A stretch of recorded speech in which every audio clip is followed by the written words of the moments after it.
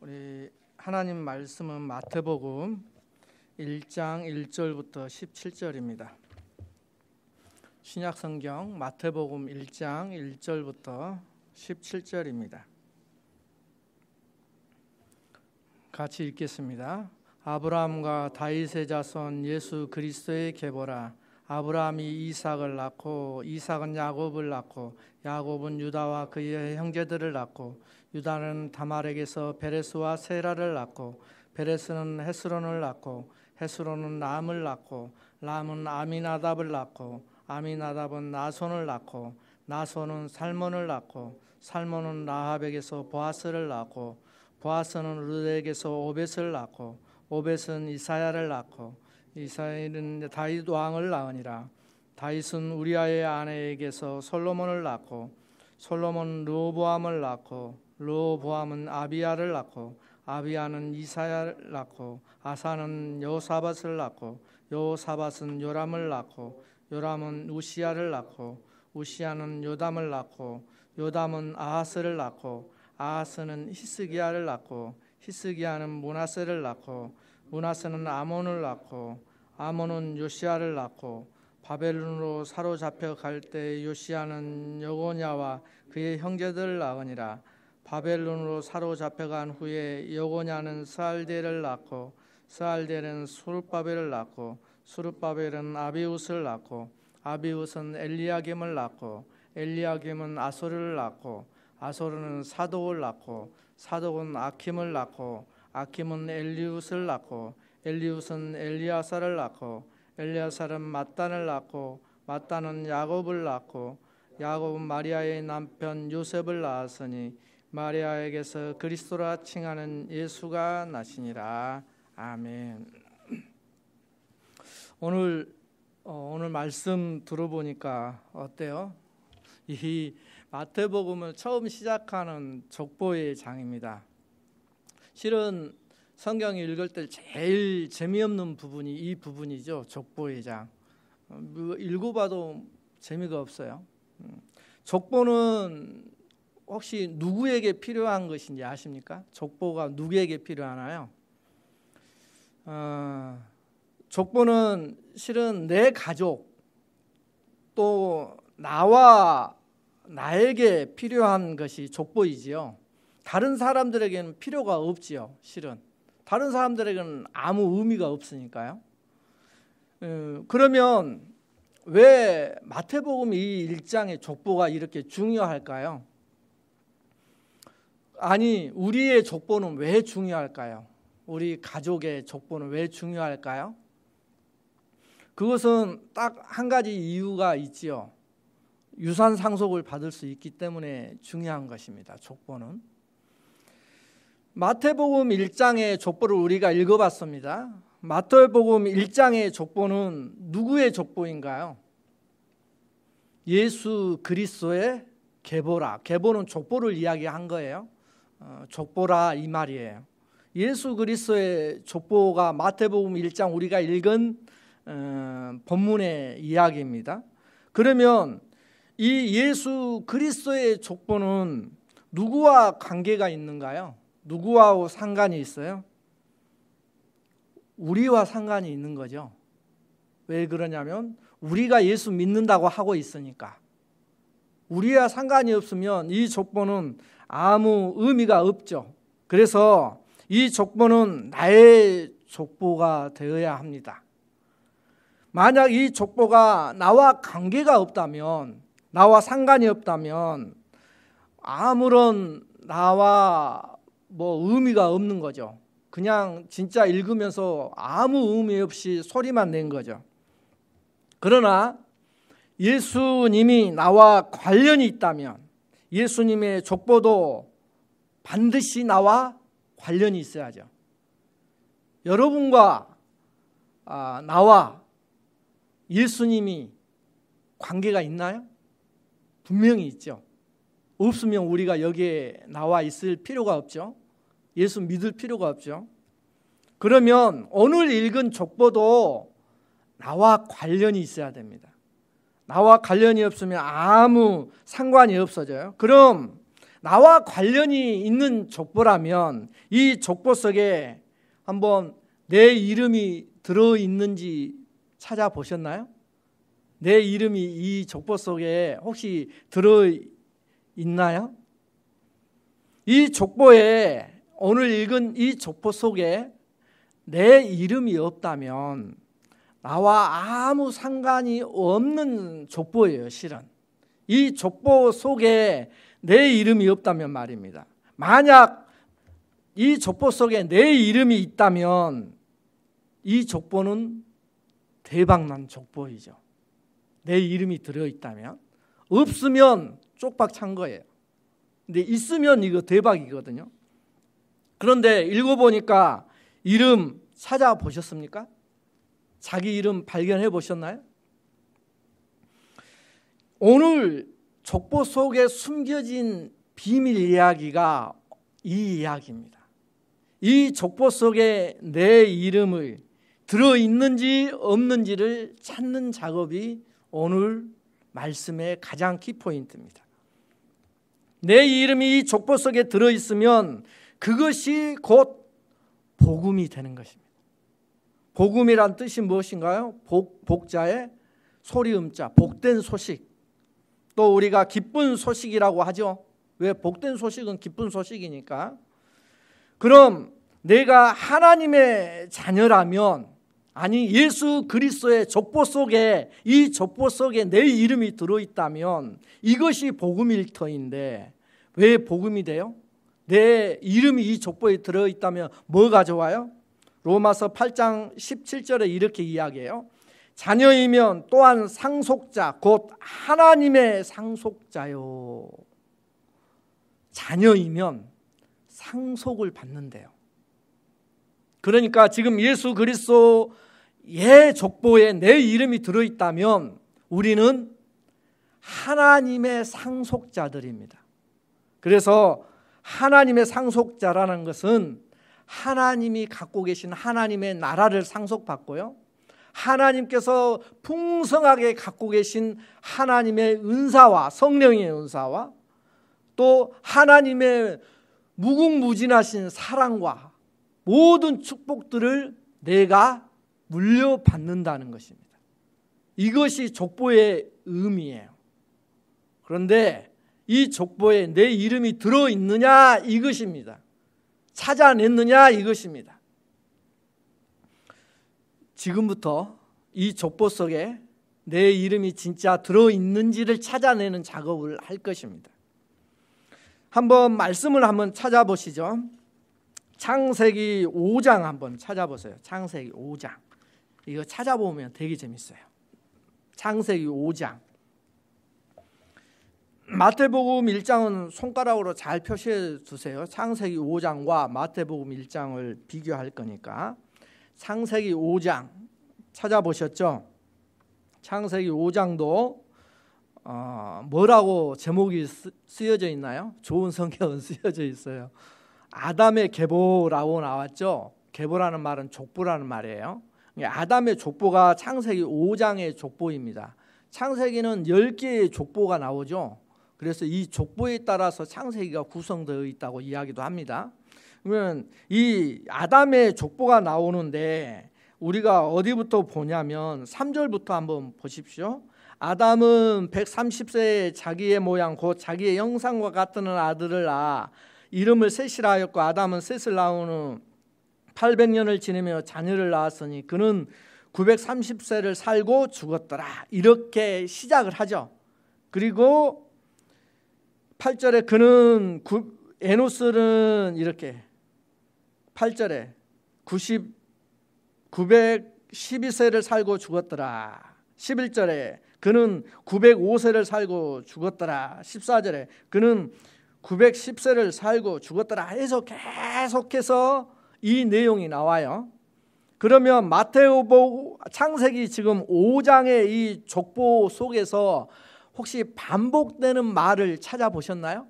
무슨 말이 창세기 5장 족보장에서 반복이 되나요?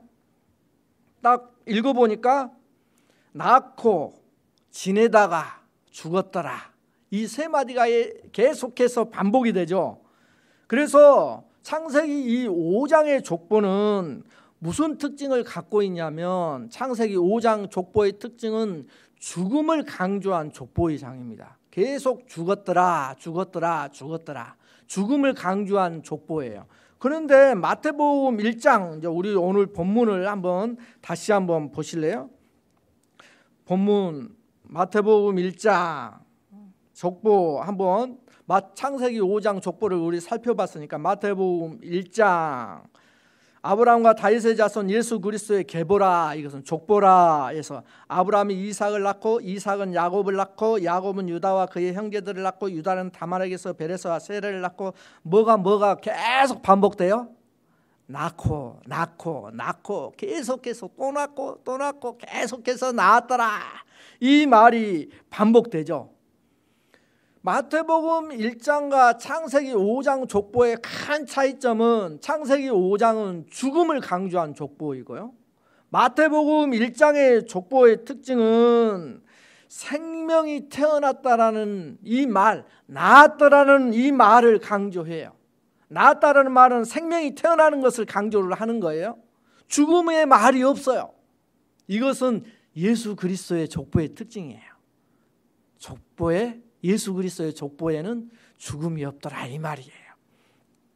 이래서 마태복음 이 1장의 족보는 낳고를 강조했기 때문에 생명이 태어남을 강조를 했잖아요. 그러면 마태가 마태복음 1장을 쓸 때 왜 생명이 태어남을 강조를 했을까? 왜 낳고 낳는 이야기를 계속하느냐 이거예요. 그것은 생명이 새롭게 태어남을 강조하는 이유는 이렇게 예수 그리스도의 생명으로 태어난 자들을 하나님 나라인 예수 왕국으로 모아들이기 위해서 이걸 강조한 거예요. 예수 그리스도로 태어난 자들을 모으는 거예요. 다른 사람을 모으는 게 아니라 예수 그리스도로. 그래서 마태복음 마지막 장이 28장이에요. 마태복음 28장 18절 한번 보십시오. 마지막 장인데 뭘로 마무리를 하는가 한번 보십시오. 마태복음 28장 18절부터 20절 이걸 보면 자 재밌죠? 왜 그러냐면 마태복음 1장의 족보가 낳고 이걸 강조를 해요. 강조한 이유는 생명으로 태어난 자들을 어떻게 하라고 마무리하는가, 이게 마태복음 28장 18절부터 20절이에요. 예수께서 나와 말씀하여 이르시되 하늘과 땅의 모든 권세를 내게 주었으니 그러므로 너희는 가서 모든 민족을 제자로 삼아 아버지와 아들과 성령의 이름으로 세례를 베풀고 내가 너희에게 분부한 모든 것을 가르쳐 지키게 하라. 볼지어다 내가 세상 끝날까지 너희와 항상 함께 있으리라 하시니라. 이렇게 마무리를 해요. 이게 무슨 말인지 알겠어요? 마태복음 1장 족보하고 어떻게 연결이 되는지 감이 오십니까? 자, 마태복음 1장과 연결을 시키면 이렇게 이야기를 끝내는 거예요. 이제 마태복음 1장의 족보가 낳고 예수 그리스도의 생명으로 태어난 하나님의 자녀들을, 예수 그리스도의 자기의 백성들을 어떻게 하라고 마무리를 줘요? 모아드리라, 이렇게 마무리를 하는 거예요. 제자를 삼아 모아드려라, 이 말이에요. 이렇게 마무리를 하는 거예요. 그러니까 마태복음 1장의 족보의 장이 그냥 장이 아니에요. 예수 그리스도의 생명으로 태어난, 예수의 생명으로 태어난 자들을 너희들은 마태복음을 마무리하면서 이들을 제자 삼아 다 모아드려라, 이 말이에요. 이들을 우리가 예수의 생명으로 태어난 자들이라면 이 작업을 해야 한다는 거예요. 이것이 우리에게 맡겨진 사명이에요. 자, 또 이제 재밌는 이야기가 이제 펼쳐지는데요. 족보의 주인공들이 나오죠. 이제 마태복음 1장을 펴보시면 돼요. 자, 아브라함, 첫 번째 아브라함이 나오죠. 이삭, 야곱, 유다, 다윗, 솔로몬, 이렇게 주인공들이 나와요. 그러면 이 족보의 주인공들을 한번 성경적으로 한번 생각을 해보십시오. 우리가 많이 배웠으니까. 아브라함은 어떤 자예요? 구약식으로 따지면 구약 시대에는 복이 없던 자예요. 왜? 자식이 많지 않았으니까. 100세에 겨우 자식 하나 딸랑 얻었어요. 그것도 자기 힘으로 얻은 것이 아니라 하나님의 기적적인 능력으로, 하나님의 능력으로 얻었어요. 그래서 구약의 복인 자식이 없던 자로 나타나는 것이 실은 아브라함의 모습이에요. 실패자예요. 또 아브라함은 어떤 자냐면 아내를 루이라고 2번씩 속인 자예요. 자기 살려고. 또 인간적으로 괜찮은 남자가 아니죠. 저는 제 아내를 팔아본 적이 없어요. 아브라함처럼. 우리는 다행이에요. 이 아브라함의 모습이 이런 자로 나타나요. 성경에 실은. 또 이삭 보죠. 물론 좋은 면도 있지만 성경에서는 이걸 그대로 부각을 시킨다는 거예요. 아브라함의 아들 이삭을 한번 보십시오. 이삭은 부전자전 아버지 모습 그대로 따라서 했어요. 그 모습 그대로. 그리고 야곱은 보십시오. 어떤 자입니까? 시대의 사기꾼으로 나타나죠. 아버지를 속이고 형님을 속이고 삼촌 라반을 속이고. 이 야곱은 돈만 되면 뭐든지 할 수 있는 자로 나타나요. 유다를 보십시오. 유다는 어떤 자로 나타납니까? 며느리와 잠자리를 한 자로 나타나요. 물론 이 며느리가 창녀라고 자기를 속였죠. 그러나 창녀와의 잠자리에 대한 죄의식이 없는 아주 부도덕한 자로 나타나는 거예요. 다윗을 보십시오. 성군 다윗이라고 말을 하지만 이 다윗은 어떤 자로 나타납니까? 남의 아내를 통해 자기 자녀를 낳은 자로 나타나요. 그리고 그 여자의 남편을 죽여버렸던 살인자로 나타나요. 솔로몬을 보십시오. 어떤 자로 나타납니까? 시대의 탕하예요. 바람둥이라는 말입니다. 그의 처첩이 1000명에 이른다고 성경은 밝히고 있어요. 그리고 성전 앞에 산당을 세워서 우상을 섬겼던 뻔뻔한 왕이 바로 솔로몬 왕으로 나타나요. 자, 오늘 족보에 예수 그리스도의 족보에 들어간 주인공들 이들의 공통점이 어떻게 나타납니까? 다 흠이 있는 자로 나타나죠. 죄인들의 모습으로 나타나요. 그래서 흠투성이고 죄인들인 이 사람들을 예수 그리스도의 족보에 올린 이유가 그럼 뭐예요? 흠이 있고 아내를 팔고 사기꾼이고 돈 욕심이 많고 동침하고 간음하고 살인하고 처첩을 두고 어떤 상황 그 모든 흠을 덮고 거룩한 반열에 올라갈 수 있는 능력을 가진 것이 바로 예수 그리스도의 족보이다. 이것을 강조해 주기 위해서 족보의 장이 들어있는 거예요. 이렇게 흠 있는 사람들도 예수 그리스도의 반열에 올라갈 수 있다. 이것이 족보의 첫 번째 비밀이에요. 그러면 이 마태복음은 실은 누구를 위해서 썼나요? 그 1차적인 대상은 유대인들을 위해서 쓴 것이 마태복음이에요. 그러면 이 마태복음은 그래서 유대인들을 위해서 구약을 65회 정도 인용을 해서 이 유대인들을 설득하기 위해서 마태복음을 썼습니다. 마태복음 1장 1절에 보면 아브라함과 다윗의 자손 예수 그리스도의 계보라 족보라고 말한 이유는 유대인들은 메시아가 자기들의 구원자가 세 줄기를 통해 오신다는 것을 알고 있었습니다. 세 줄기를 통해. 첫 번째 줄기가 창세기 3장 15절에 나와 있죠. 창세기 3장 15절 내가 너로 여자와 원수가 되게 하고 내 후손도 여자의 후손과 원수가 되게 하리니 여자의 후손은 내 머리를 상하게 할 것이요 너는 그의 발꿈치를 상하게 할 것이니라 해서 여자의 후손으로 올 것이라는 것을 예언을 했잖아요. 그래서 여자의 후손으로 올 것이라는 것을 말씀하고 있어요. 이사야 7장 14절에 그래서 이사야 선지자가 이렇게 예언을 해요. 이 말씀을 받아서 창세기 3장을 받아서 그러므로 주께서 친히 징조를 너희에게 주실 것이라 보라 처녀가 잉태하여 아들을 낳을 것이요 그의 이름을 임마누엘이라 하리라 이렇게 예언을 해요. 창세기 3장 15절을 받아서 예언한 거예요. 그래서 처녀가 아들을 낳을 것이라 이렇게 해서 여자의 후손이 이길 것이다 이 약속을 통해서. 그래서 마태복음 족보 끝에 16절에 보면은 예수님이 누구에게서 나와요? 여자인 마리아에게서 태어났다 이것을 이야기하잖아요. 마지막 절에 16절에. 그래서 여자인 마리아가 나오는 거예요. 이것 때문에. 이게 첫 번째 줄기예요. 그전에는 그러면 마태복음 읽어보니까 마리아가 예수님을 낳기 전에 누가 지금 낳았다고 이야기를 해요. 아브라함이 낳고 이삭이 낳고 야곱이 낳고 유다가 낳아요. 즉 누가 낳고 있어요? 남자들이 낳았다고 이야기를 해요. 여자가 아기를 낳는 건데 성경은 남자들이 낳았다고 이야기를 해요. 그러나 마지막에 여자가 낳는 이유, 이 여자의 이름을 넣은 이유가 뭐예요? 이 구약의 예언이 성취된 것을 알려주기 위해서 그랬다는 것입니다. 이게 첫 번째 줄기예요. 유대인들이 알고 있는 메시아 줄기 첫 번째. 두 번째 줄기는 누구를 통해서? 창세기 22장 18절에 내 씨로 말미암아 천한 만민이 복을 받으리니 이는 네가 나의 말을 준행하였음이니라 하셨다니라. 이것은 아브라함에게 이야기한 거예요. 그래서 내 씨로, 그래서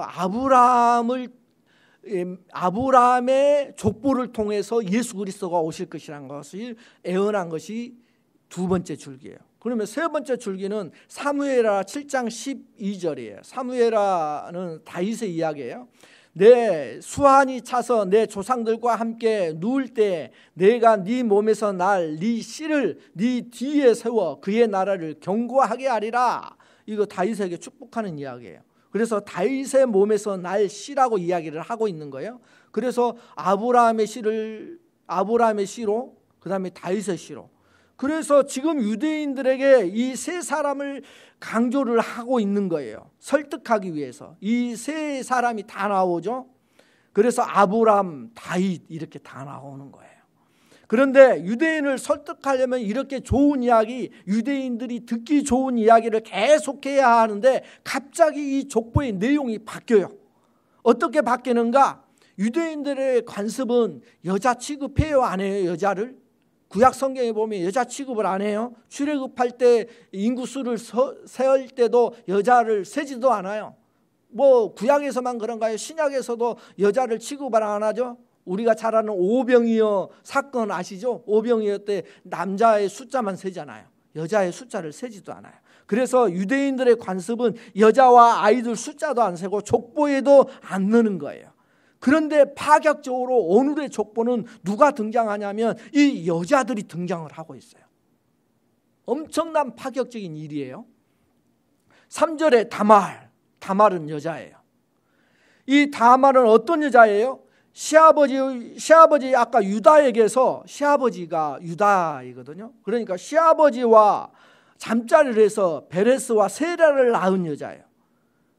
이런 어두운 그림이면 안 쓰면 되는데 왜 지금 이 여자를 굳이 넣어요? 왜 써요? 그러면 시아버지 유다는 지금 며느리 다말과 잠자리를 해서 지금 자녀를 낳았어요. 그러면 유다는 아들이라고 해요? 그 낳은 자녀를 아들이라고 불러야 돼요? 아니면 손자라고 불러야 돼요? 다말은 자기가 낳은 자녀를 아들이라고 불러야 돼요? 시동생이라고 불러야 돼요? 지금 족보가 굉장히 복잡해져 버린 거죠. 이 사건 하나로. 어쩌다가 이런 회개한 일이 지금 일어났느냐 이 말이에요.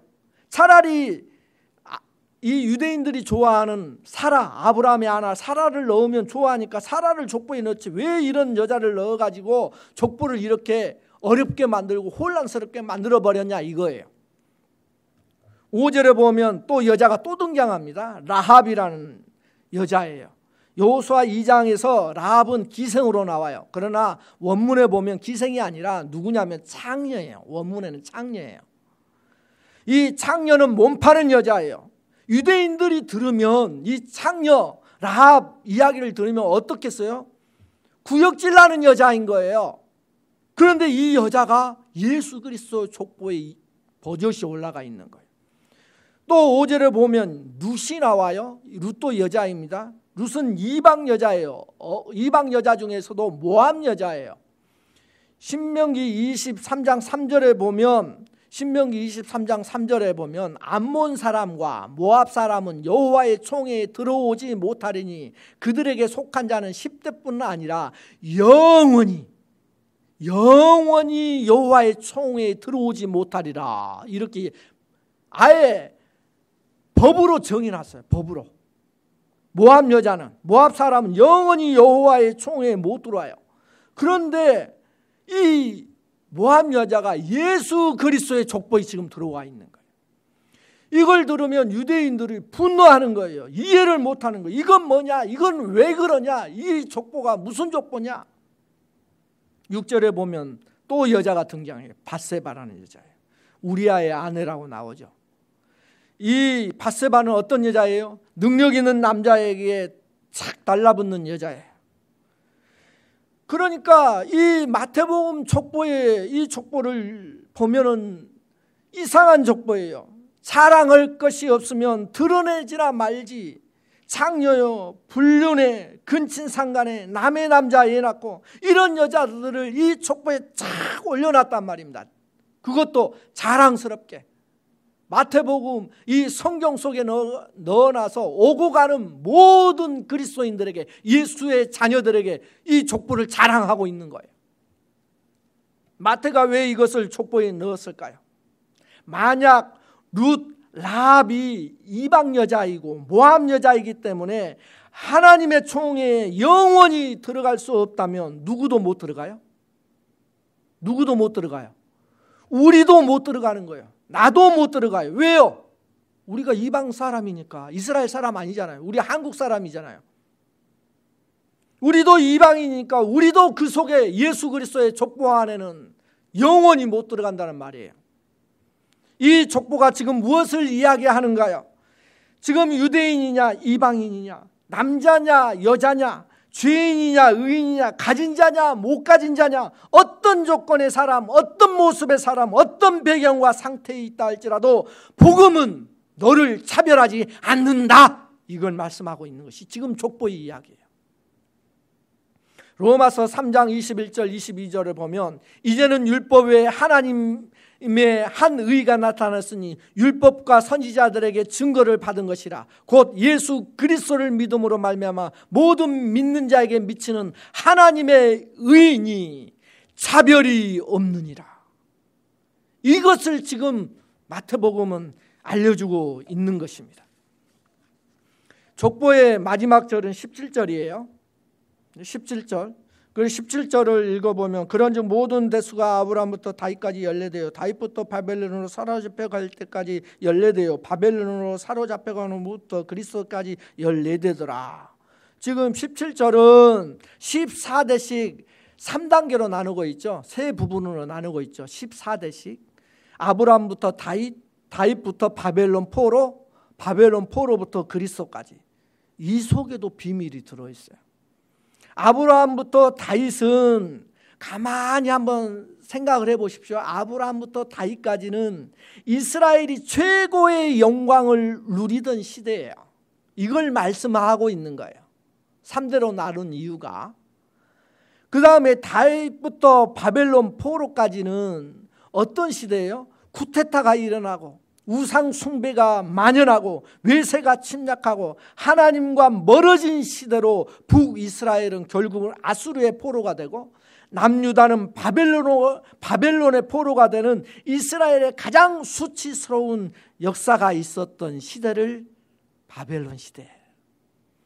세 번째, 바벨론 포로부터 그리스도까지 세대는 무슨 이야기냐? 다시는 이제 포로가 돼버렸으니까 일제 우리가 식민지에 들어간 것처럼 그런 식민지 시대가 되었으니까 다시 새로 태어날 수 없는, 다시 살아날 수 없는 그 이스라엘 민족에게 그리스도가 나타나면서 출현하면서 구원과 은혜의 새 시대가 시작되는 것을 그려주고 있는 거예요. 이게 3시대의 구분이에요. 족보가 그냥 있는 게 아니라는 겁니다. 이것의 의미는 어떤 의미를 갖고 있느냐? 3시대, 14대식 3시대의 구분은 우리 생에 언제 가장 강성하고 영광스럽냐? 언제 그러냐? 이걸 말씀하고 있는 거예요. 언제 우리 시대에 가장 영광스럽냐? 하나님을 모시고 있을 때. 그때가 가장 영광스러운 시대다. 그리고 언제 가장 힘들고 어려운 우리들의 인생이 되느냐? 우리의 삶 속에서 우리가 하나님에게서 떨어져 나갈 때. 그러면 언제 그런 힘든 인생이 회복이 되느냐? 그리스도가 오시면서 그리스도를 따르면서 그것이 시작된다는 것을 지금 3시대 구분이 이야기해 주고 있는 거예요. 그래서 이 족보는 우리 인생이 가장 영광스럽고 가장 아름다운 때가 언제냐? 우리 마음에 예수 그리스도를 모셔드린 그 심령, 그 가정, 그 교회가 가장 영광스럽고 아름답고 거룩한 삶을 살 것이다. 이걸 말씀하고 있는 것이 족보의 3구분이에요. 이게 17절에 있는 이야기입니다. 이것이 족보의 세 번째 비밀인 거예요.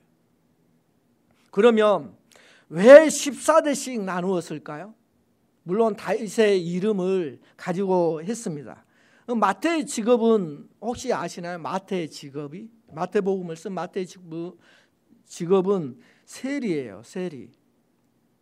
회계사라는 거예요. 회계사. 그러니까 숫자에 능통한 사람이에요. 숫자에 굉장히 밝은 사람이에요.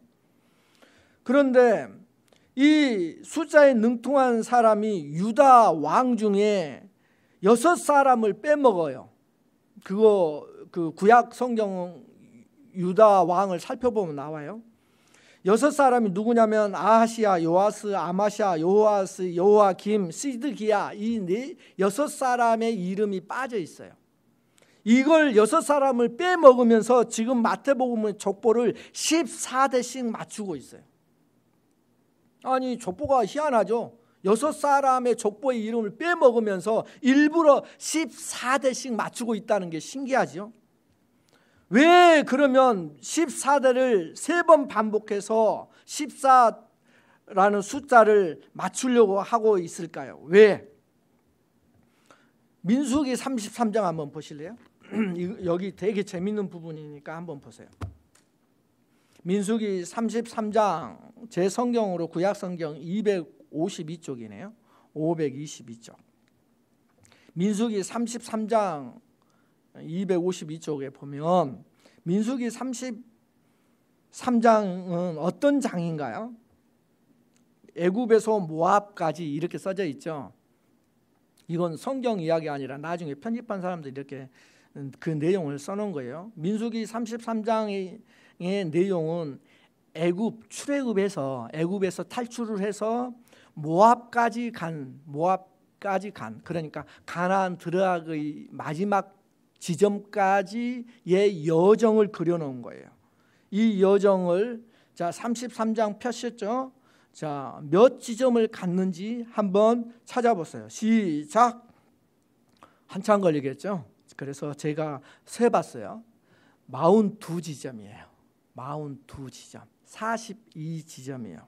42의 숫자가 그러면 무엇을 상징하느냐 이것이 중요하죠. 42라는 숫자는 가나안 땅에 들어가기 마지막 지점이 바로 42예요. 가나안 땅 들어가기 마지막 지점이 42점. 이 42의 숫자는 그래서 광야 시대를 말하는 거예요. 그래서 시험과 유혹과 고난의 수가 바로 42라는 숫자로 나타내요. 성경에서는.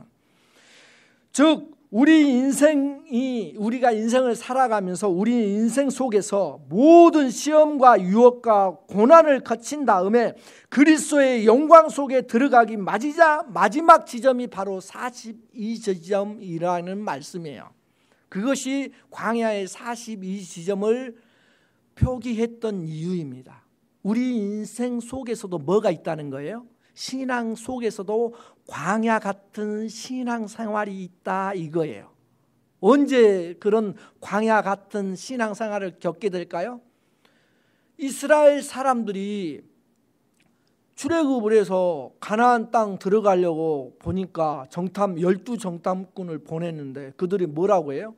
10명이서 와가지고 우리는 메뚜기 같다 이 말을 하잖아요.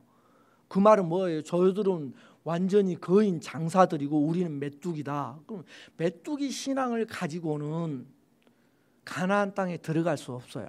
왜요? 가나안 땅 그냥 차지하는 게 아니라 어떻게 해요? 전쟁에서 차지해야 되거든요. 싸워서. 이미 싸움에서 지고 들어가는 거예요. 그런 마음으로는 절대 싸움에서 이길 수가 없어요. 우리가 인생을 살아가면서 우리는 어떤 싸움을 해요? 영적인 싸움을 해야 한다고 신약 성경에서 이야기를 하잖아요. 우리가 영적 싸움에서 이기려면 강한 마음으로, 우리는 반드시 이긴다는 마음으로 싸워야 되는데, 메뚜기 신앙을 갖고 신앙생활하면 백전백패입니다. 귀신에게, 마귀에게, 유혹에, 사탄의 유혹에 무조건 패배하게 돼 있어요. 그래서 그 이야기를 듣고 하나님께서 가나안 땅에 안 보내시는 겁니다. 그래서 광야 생활을 하게 하는 거예요. 그래서 40년, 40일 동안 가나안 땅을 탐지했던 하루를 1년으로 채워가지고 40년을 돌게 하는 거예요. 왜요? 메뚜기 신앙을 변화시켜서 사자와 독수리 같은 믿음을 갖게 하려고 하는 거예요. 우리도 신앙생활에서 그런 메뚜기 신앙이 있으면 이렇게 하나님이 바꾸시는 역사가 일어나는 걸 말씀하고 있는 거예요. 그 지점이 42지점이에요. 그래서 이 모든 시험과 유혹과 고난을 거친 다음에는 그리스도의 영광에 들어가는 지점이 마지막 42지점이에요. 그러면 42지점이 여기만 나오느냐? 그렇지 않아요. 계시록 13장 5절에도 나와요. 또 짐승이 과장되고 신성모독을 말하는 입을 받고 또 42달 동안 일할 권세를 받으니라 해서 42달, 42가 여기도 나오죠. 계시록에서 42달은 어마어마하게 많이 나옵니다. 그래서 계시록에서는 대환란의 기간을 42개월, 3년 반으로 나오잖아요. 42개월로 나와요. 42개월이 지난 후에 계시록에서는 그리스도의 왕국이 도래하죠. 그죠? 대환란이 지난 다음에 그리스도의 왕국이 새하늘과 새 땅이 내려오잖아요. 그것처럼 그리스도의 그 42라는 숫자가 그런 의미가 있어요. 그러므로 42일을 지나서 가나안 땅으로, 그 다음에 계시록에서는 42개월이 지난 다음에 3년 반의 대환란이 지난 다음에 하나님의 왕국이 도래한다는 것을 의미하는 것이 42지점이에요. 그러면 족보의 14대의 비밀, 42의 비밀이 또 있어요. 어떤 비밀인지 한번 보십시다. 자, 마태복음 1장을 다시 한번 보세요. 마태복음 1장 족보의 장을 다시 펴셔야 됩니다. 1절부터 16절까지 14대 14대 14 이렇게 나오죠. 그러면 14 더하기 14 더하기 14는 몇이에요? 42예요. 그래서 42지점이 중요한 거예요. 그러면 한번 그게 진짜 맞는지 한번 점검해 보셨습니까? 자, 첫 번째 14대 한번 보십시오. 2절부터 6절까지가 첫 번째 14대인데 14대 14명이 나와요? 세기가 힘들죠? 제가 세어봤더니 맞아요. 나중에 세어보세요. 두 번째 14대 맞아요?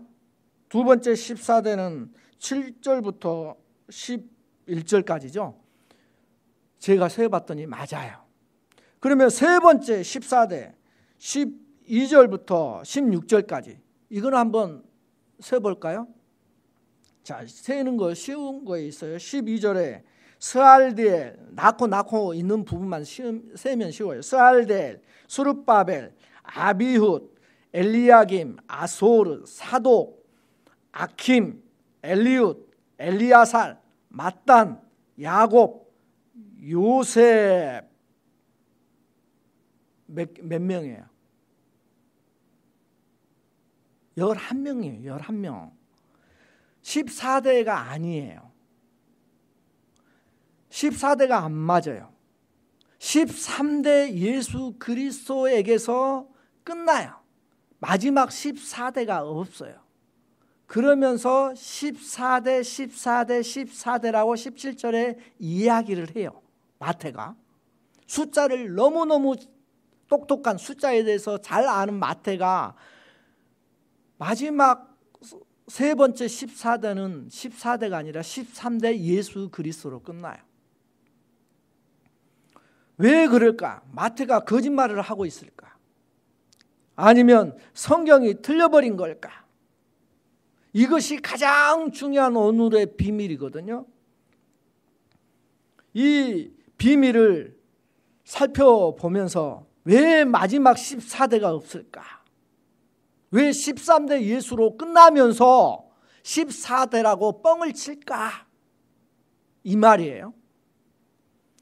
자, 로마서 9장 7절부터 8절을 보면, 로마서 9장 7절부터 8절을 보면, 또한 아브라함의 씨가 다 그의 자녀가 아니라 오직 이삭으로부터 난 자라야 내 씨라 불리리라 하셨으니 곧 육신의 자녀가 하나님의 자녀가 아니요 오직 약속의 자녀가 씨로 여기심을 받느니라 라고 이야기를 했죠.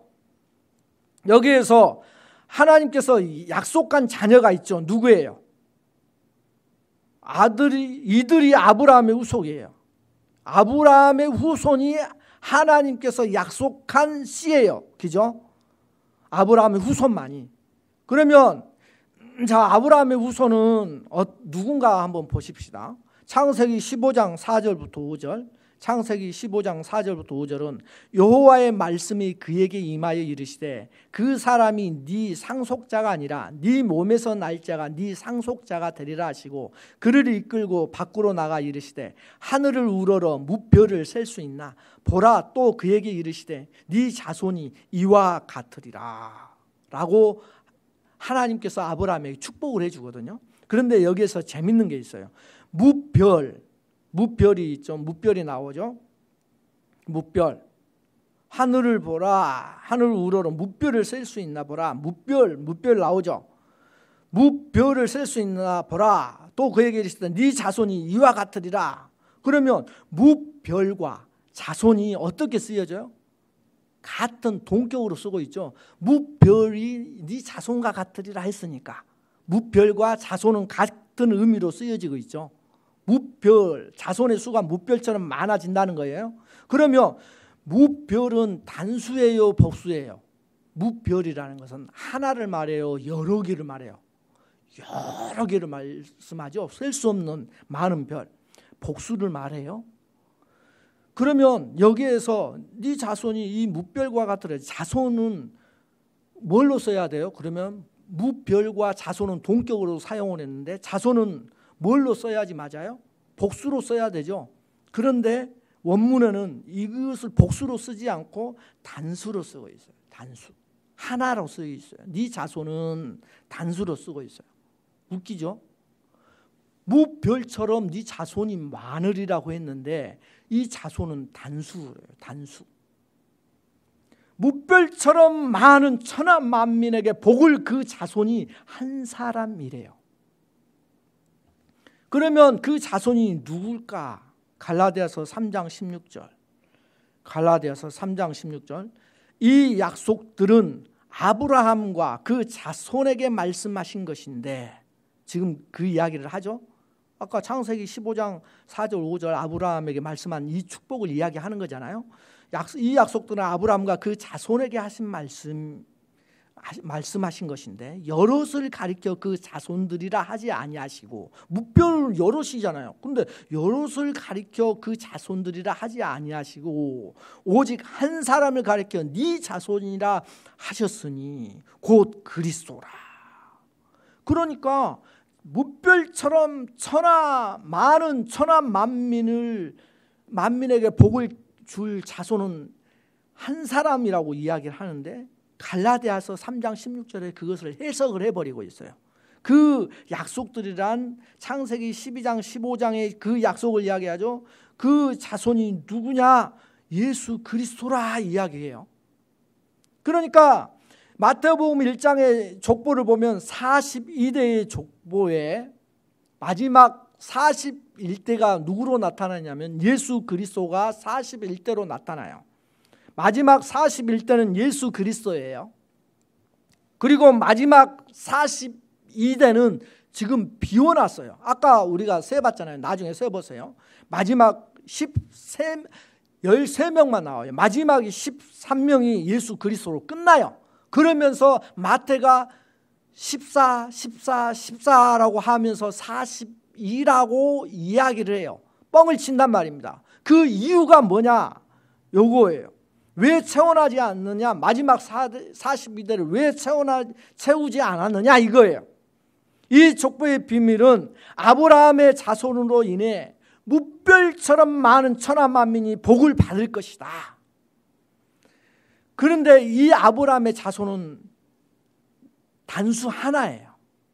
그 단수인 하나는 누구냐? 예수 그리스도라고 갈라디아서 3장 16절에 해석을 해버려요. 신약에서. 그래서 이 자손은 예수 그리스도라고 해석을 해놓았어요.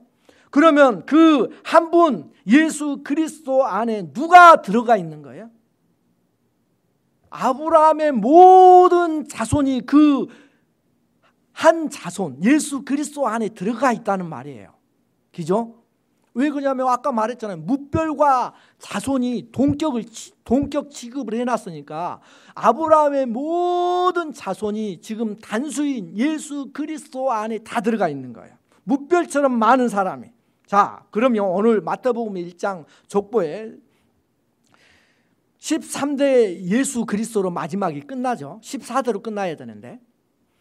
그런데 이 13대이신 예수 그리스도 안에 누가 들어가 있다는 말이에요? 앞으로 오는 무별처럼 많은 아브라함의 영적 자손들이 모두 이 13대로 끝나는 41대이신 예수 그리스도 안에 들어가 있는 거예요. 이해가 되시죠? 13대 안에 14대가 들어가 있는 거예요. 14대는 지금 없어요. 13대 예수 그리스도 안에 14대가 들어가 있는 거예요.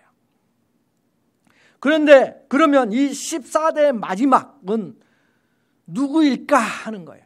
누가 온다는 것일 거예요. 14대가 와야 돼 이것이 완성이 되는데 14대가 와야지 이 족보가 완성이 돼요. 이 14대는 누구일까? 바로 이 13대이신 예수 그리스도를 통해서 새로 태어나는 아브라함의 영적 후손들이 그들이 바로 14대가 되는 거예요. 이게 누구예요? 이 14대가 누구예요? 바로 여러분과 나예요. 이 14대 마지막이 예수 그리스도 13대 안에 들어가 있는 모든 아브라함의 영적 후손들이 누구냐? 바로 우리들이라는 거예요. 우리가 13대이신 예수 그리스도의 안에 모두 다 들어가 있어요. 그래서 갈라디아서 3장 29절에 보면은 너희가 그리스도의 것이면 곧 아브라함의 자손이요 이렇게 이야기를 하고 있어요. 너희가 그리스도의 것이면 곧 아브라함의 자손이요. 창세기 15장하고 또 연결이 되죠. 약속대로 자손이면 뭐라 했어요? 자손이 왜 중요해요? 왜 족보가 중요하냐고요? 내 족보가 아니면 나에게는 아무 중요치도 않아요. 그런데 나에게 중요한 거예요. 아브라함의 자손이면 뭐가 돼요? 우리가 너희가 그리스도의 것이면 너희는 곧 아브라함의 자손이요. 자손이라면 약속대로 유업을 이을 자니라. 하나님의 유업을 우리가 받을 자라는 거예요. 그래서 이 안에 내 이름이 들어가 있는 게 중요한 거예요. 그게 누구예요? 여러분과 저예요. 저와 여러분이 그 안에 들어가 있는 거예요. 어떻게 들어가 있어요? 믿음으로. 로마서 1장 17절에 보면 복음에는 하나님의 의가 나타나서 믿음으로 믿음에 이르게 하나니 기록된 바 오직 의인은 믿음으로 말미암아 살리라 함과 같으니라. 여기에서 한번 따라서 해보십시다. 오직 의인은 여기에 오직 의인은 이 말에 자기 이름을 한번 넣어서 시작. 복음에는 하나님의 의가 나타나서 믿음으로 믿음에 이르게 하나니 기록된 바 오직 누구는 자기 이름 넣어야죠. 오직 누구는 종일이는 믿음으로 말미암아 살리라. 그래서 마태복음 1장 16절 마지막 13대 예수님 다음에 누구 이름을 써 넣으면 돼요? 누구 이름 써 넣어요? 14대로 나의 이름을 써 넣으면 되는 거예요. 이게 이 족보가 그래서 복음이라는 거예요. 이 족보 속에 숨겨진 이 복음을 내 이름이 들어가 있는 이 족보를 이 기쁜 소식을 예수 그리스도 안에 숨겨놓고요. 예수 그리스도 안에 13대 안에 모두 다 나의 이름이 숨겨져 있는 거예요. 그러니까 못 찾는 거예요. 영적인 눈이 뜨이지 않은 사람은 믿음을 갖지 않은 사람은 그 이름을 발견할 수 없는 거예요. 왜요? 예수 그리스도 안에 내 이름이 들어가 있으니까. 이 기쁜 소식을 예수 그리스도 안에 숨겨놓고요, 구약에 이렇게 많은 스토리를 집어넣어놓고 이 한 분 때문에 이 많은 이야기를 이 긴 세월에 걸쳐서 해놓고 이 예수 그리스도 안에 숨겨있는 어마어마한 많은 민족과 열방과 천하만민과 거기에 아브라함의 영적 후손인 저와 여러분을 집어넣어놓고 이 마지막 세대 42대가 오고 나면 어디로 들어간다고요? 42점이 다음에 가나안에 들어가고요, 42개월이 끝나고 나면 뭐가 와요? 여호와의 영광의 왕국이 임한다고 이야기하잖아요. 예수님이 오시고 나서 그 속에 다 들어간 다음에 42 숫자를 굳이 맞추었던 마태는 이제 이 마지막 42대가 다 모아서 모든 민족으로 제자를 삼아 다 모으고 나면 가나안 땅으로 가는 일만 남았고 여호와의 영광이 이 땅에 도래하게 되는 놀라운 역사를 저와 여러분이 이제는 만나게 된다는 것입니다. 이것이 마태가 전하는 족보 속에 숨겨진 비밀의 이야기예요. 아내를 팔아버렸던 자도 괜찮아요. 시대의 사기꾼도 괜찮아요. 며느리와 동침했던 사람들도 괜찮아요. 부도덕한 사람도 사람이라 할지라도, 간음했던 자라 할지라도, 살인자라 할지라도, 처첩을 둔 자라 할지라도, 우상을 섬겼던 자라 할지라도, 철없는 인생이라 할지라도 예수 그리스도의 십자가의 피 묻은 복음 안에 들어가면 이 42대의 놀라운 예수 그리스도의 족보 안에 나의 이름이 올라가는 하나님 나라의 영광의 나라의 주인공이 될 줄 믿으시기 바랍니다. 이제 마태복음 1장의 족보를 한번 보세요. 마태복음 1장 족보. 이제는 내 이름이 보이십니까? 아직도 안 보이시면 큰일 나는 겁니다. 내 이름이 그러면 어디에 들어가 있어요? 41대이신 마지막 예수 그리스도 그 안에 내 이름이 들어가 있는 거예요. 13대이신 예수 그리스도 안에 이 숨겨진 내 이름을 볼 줄 아는 영적인 축복의 사람, 예수 그리스도의 자녀들이 다 되시기를 예수 그리스도의 이름으로 축원합니다. 기도하시겠습니다. 살아계신 하나님 아버지 감사합니다. 하나님 아버지께서 우리와 함께 하셔서 이 족보를 통해 이 족보 안에 내 이름이 있다는 사실을 알려주시고 예수 그리스도 안에 내 이름이 들어가 있다는 것을 알게 하셔서 이제는 내가 하나님의 자녀라는 것을, 예수 그리스도의 족보에 올라간 우리들이라는 것을 깨닫게 하시니 감사합니다. 이것을 평생 잊지 않고 살아가게 하시고 예수 그리스도의 자녀가 되어서 하나님이 주시는 하나님의 나라와 하나님께서 풍성하게 갖고 계신 하나님의 사랑을 전하고 이웃을 섬기는 귀한 축복이 우리 안에서 넘쳐나게 하여 주시옵소서. 예수 그리스도의 이름으로 감사하며 기도하옵나이다. 아멘.